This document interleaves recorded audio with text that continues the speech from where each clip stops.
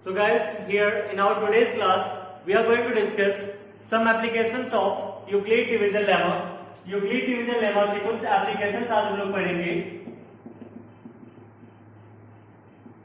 देखिए जो Euclid division lemma है, इसका जो application है काफी vast है, but we have to study of our own subject. तो हमें अपने सिलेबस से ही पढ़ना है।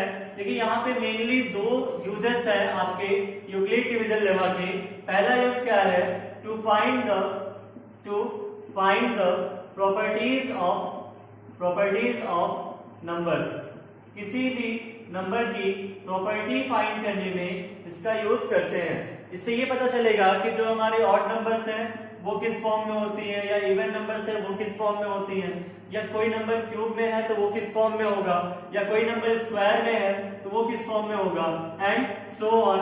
सो many types of numbers are there and we will discuss the properties of number by using Euclid division lemma.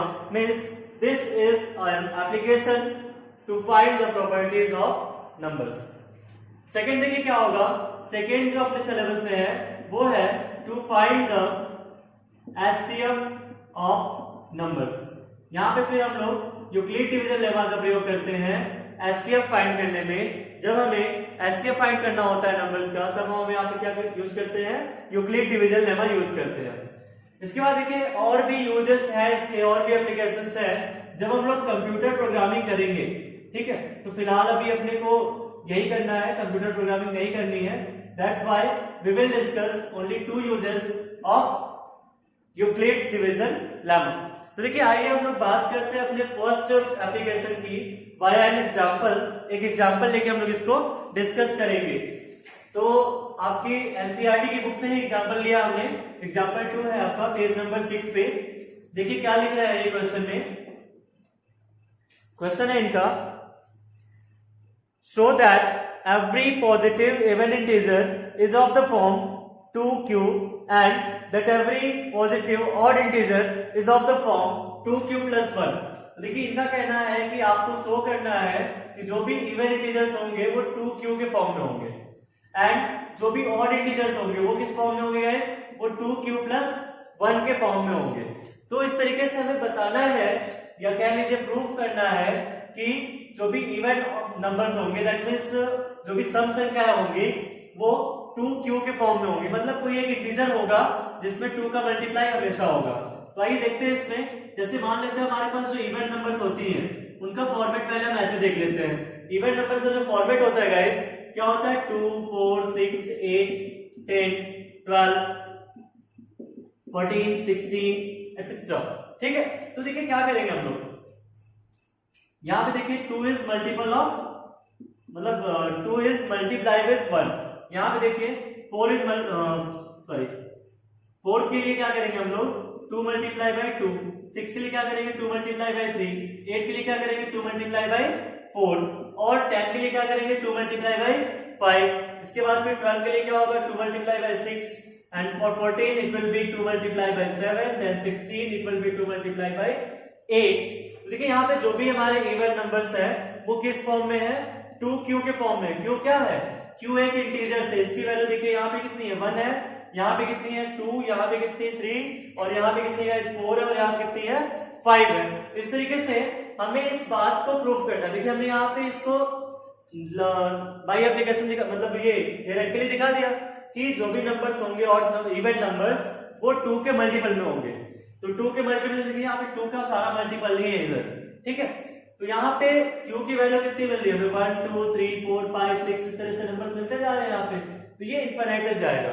तो q की value तो हमारी इनफिनिट तक जाएगी। फिलहाल हम बात करते हैं थोड़ा सा अपने यूक्लिड डिवीजन लेमा के एप्लीकेशन को यूज करके कैसे हम लोग यूक्लिड डिवीजन लेमा का एप्लीकेशन करके हम लोग कैसे इस क्वेश्चन को सॉल्व करेंगे, यानी कि इनको ऑड या इवन होना प्रूव करेंगे। तो देखते हैं। देखिए यहाँ पे जो दिया गया है 2q दिया गया है ना, और अपना जो यूक्लिड डिवीजन लेमा है वो क्या है? a equals to bq plus r। a equals to bq plus r, where a is greater than b and r is greater and equal to 0 but less than b। ठीक है, तो यहाँ पे जो भी आपका है सोल्यूशन इसमें कैसे मिलेगा देखिए। हमें क्या करना है, b की वैल्यू दी गई है हमें यहाँ पे। देखिए a इक्वल टू, अगर हम मान ले कि ये 2q है, अगर हम ये मान ले कि a इक्वल टू कितना है 2q है, तो हमारा जो इक्वेशन है यहाँ पे a equal to 2q plus r है। देखिए यहाँ से r की वैल्यू क्या हो जाएगी, अगर हमको इस फॉर्म में कन्वर्ट करना हो तो b की वैल्यू जो होगी, मतलब हमने बस कंपेयर किया, I am comparing both equations. देखिए b की वैल्यू कितनी मिल रही है यहाँ पे 2 मिल रही है, और r की वैल्यू कितनी मिल रही है यहाँ पे, देखिए r यहाँ पे था ही नहीं, that's why the value of r will be 0। r की वैल्यू कितनी हो जाएगी, 0 हो जाएगी। ठीक है, देखिए हमने जो किया केवल और केवल यहाँ पे समझाया आपको कि ये जो इक्वेशन है दोनों, इनको हम कैसे कोरिलेट करेंगे, एक दूसरे से कैसे रिलेट करेंगे। अब देखिए इसको रिलेट हमने कर लिया, अब हम आते हैं क्वेश्चन के सोल्यूशन पे। तो यहाँ पे देखेंगे हम लोग कि b की वैल्यू जो है वो कितनी है 2 आ रही है, मतलब हमने रिलेट किया था दोनों इक्वेशंस को, तो b की वैल्यू कितनी मिली हमें 2 मिल गई।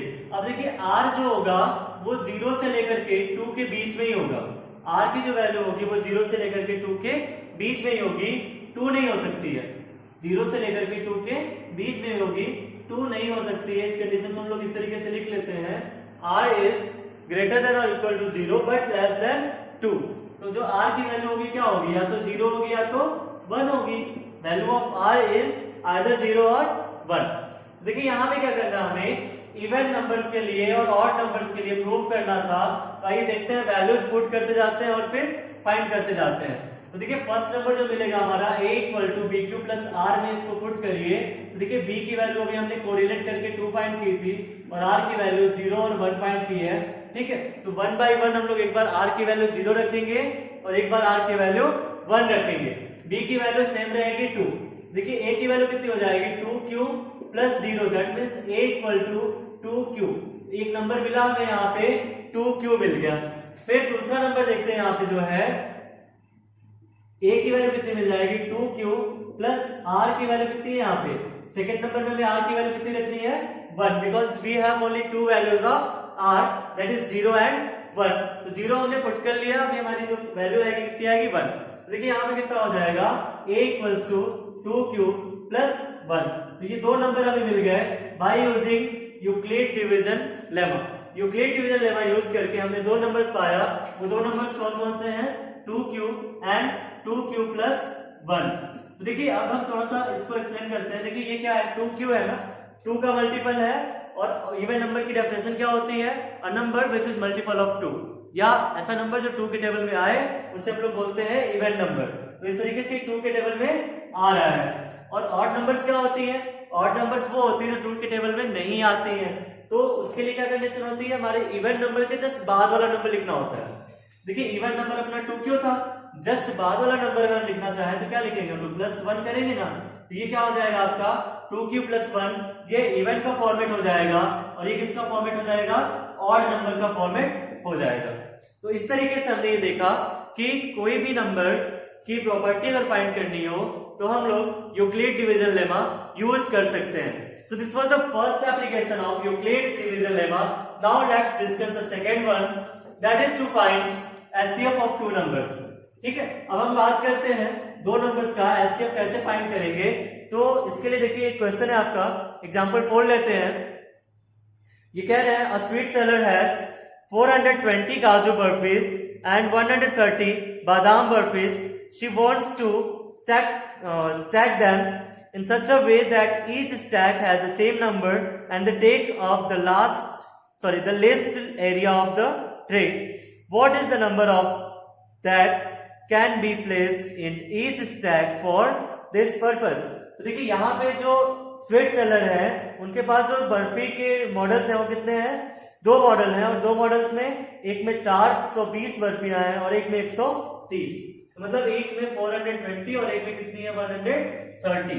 ठीक है, इन्हें हमें ट्रे में कुछ इस तरह से सजाना है कि स्पेस ज्यादा ना यूज हो। ठीक है, तो इस तरीके के क्वेश्चन जो करेंगे हम लोग उसको करेंगे बाय फाइंडिंग द HCF। तो यहाँ पे हम लोग देखिए HCF भी फाइंड करना सीखेंगे bye using Euclid division lemma. तो देखिए ये HCF कैसे फाइंड करते हैं, हमें करना क्या है, 2 नंबर्स हमारे पास है A एंड B। जो बड़ा वाला नंबर होगा उसको हम क्या रखेंगे, A रखेंगे, और B से हम इसको डिवाइड करेंगे।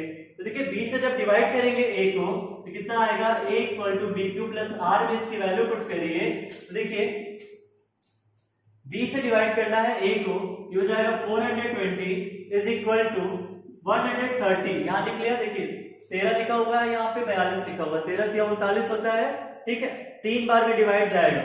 यहाँ पे आप कर लीजिए इंटू 3, तो देखिए 130 से कितना हो जाएगा 390, बच कितना रहा आपके पास 90 30 120, यानी कि यहाँ पे प्लस आपका 30 रेवेन्यू हो जाएगा। तो इस तरीके से एक जो आपका फर्स्ट स्टेप होगा ये क्या हो जाएगा, this is your first step and this is 420 is equal to 130 into 3 plus 30। तो देखिए इसके बाद क्या करेंगे हम लोग, अभी हमें यहाँ पे रिमाइंडर की वैल्यू 0 चाहिए होती है। To find the HCF of two numbers in Euclid division lemma we need the value of remainder is 0। यहाँ पे r की वैल्यू तो हमें 0 मिली नहीं। अब हम क्या करेंगे, अगर r की वैल्यू 0 नहीं मिल रही है तो हमें r की वैल्यू 0 बनाने के लिए फिर से यही यूक्लिड डिवीजन लेमा यूज करना होगा। तो वो कैसे करेंगे, देखिए अब हमारा जो b था उसको हम लोग a सपोज करेंगे और r की वैल्यू को हम लोग b सपोज कर लेंगे। फिर से सुनिएगा, जहां पे हमने b लिया था वो क्या हो जाएगा a हो जाएगा, और जो हमने r लिया था वो कितना हो जाएगा आपका b हो जाएगा। तो ऑन दिस बेसिस देखिए यहाँ पे गाइस क्या हो जाएगा, a एंड b हमें फिर से मिल जाएगा and we will again start the step to find the value of और 0। हमें जब r की वैल्यू 0 चाहिए तो उसके लिए हम इसको फिर से रिपीट करेंगे। तो देखिए क्या हो जाएगा, अब हमारा a की वैल्यू कितनी है 130 and the value of b is 30। तो देखिए इसको सॉल्व कैसे करेंगे, अगले स्टेप के लिए फिर से हमें वही प्रोसेस अपनाना है। By using a equals to bq plus r we will see here a equals to bq plus r, we will see here 130 equal to 30 into, now we need to find the value of q। तो देखिए 30 से divide करेंगे 130 को 4 times में divide होगा, कितना आएगा 120, 4 times में कितना आएगा 120 एंड रिमाइंडर विल बी 10। तो 4 टाइम्स आप यहाँ पे लिख देंगे और रिमाइंडर कितना हो जाएगा, r की वैल्यू यहाँ कितनी आ गई 10। Still we didn't find the value of r equal to 0, अभी भी हमें r की वैल्यू 0 नहीं मिली। अब क्या करेंगे हम गाइस, देखिए यहाँ पे फिर से एक बार ये प्रोसेस अपनाएंगे कि हमें b को a बना देना है और r को क्या बना देना है गाइस, r को हमें बना देना है b। r क्या हो जाएगा अपना b हो जाएगा and again we will do the next step. तो देखिए यहाँ पे हमने एक स्टेप किया था, 2 स्टेप किया, फिर ये तीसरा स्टेप है गाइस, ये थर्ड स्टेप है। This is our third step. In the third step we had seen this one, sorry this was the second step, this was the second step। now we are going to discuss the third step and third step क्या होगा अपना, ये देखिए यहाँ पे हमने a बना दिया इसको 30 को, तो 30 इक्वल टू हो जाएगा 10 इंटू, अब देखिए 10 के टेबल में 3 टाइम्स 30 आ जाएगा, 10 इंटू 3 और रिमाइंडर कितना बचेगा प्लस 0, 10 इंटू 3 प्लस 0। तो अगर इसको आप कंपेयर करते हैं a equals to B Q plus r से, तो देखिए यहाँ पे b की वैल्यू कितनी आ रही है 10 and the value of r is 0, जो हमें चाहिए थी। r की वैल्यू हमें 0 ही तो चाहिए थी, तो अगर r की वैल्यू 0 मिल गई तो अब ये समझना है हमें कि एचसीएफ क्या होगा। एचसीएफ क्या होगा, तो गाइस ध्यान दीजिएगा, जैसे ही हमें r की वैल्यू मिलेगी 0 और वहीं पे अपना b क्या हो जाएगा 0। कहने का मतलब कि b की वैल्यू क्या हो जाएगी 10 और ये जो b होगा यही होगा द रिक्वायर्ड एचसीएफ। ये क्या हो जाएगा द रिक्वायर्ड एचसीएफ, यानी उस स्वीट सेलर को जो बर्फीज रखनी है उसको 10 के ऑर्डर्स में रखनी है, ठीक है। तो ये तो था आपका एचसीएफ फाइंड करने का method by using Euclid division lemma. अब देखिए आप एक बात समझिएगा, लेमा और एल्गोरिथम में थोड़ा सा ही डिफरेंस होता है। लेमा एक स्टेटमेंट होता है और जो एल्गोरिथम है वो क्या है, वो पूरे स्टेप्स होते हैं। इन स्टेप्स को हम लोग क्या बोलेंगे, एल्गोरिथम। तो देखिए यहाँ पे 3 स्टेप्स में वैल्यू फाइंड हुई है एचसीएफ की। हम लोग और भी एचसीएफ फाइंड करना सीखेंगे बट वाया एक्सरसाइज। तो अभी हम लोग का जो नेक्स्ट टॉपिक होगा, नेक्स्ट वीडियो होगी, उसमें हम लोग सीखेंगे सॉल्व करेंगे अपना exercise 1.1 which is most important for other exams and for your future. क्योंकि जब आप फ्यूचर में कभी भी प्रोग्रामिंग सीखेंगे तो वहां पे यूक्लिड डिवीजन लेमा काफी हद तक यूज होती है। So guys, see you in next video. Keep watching. Thank you.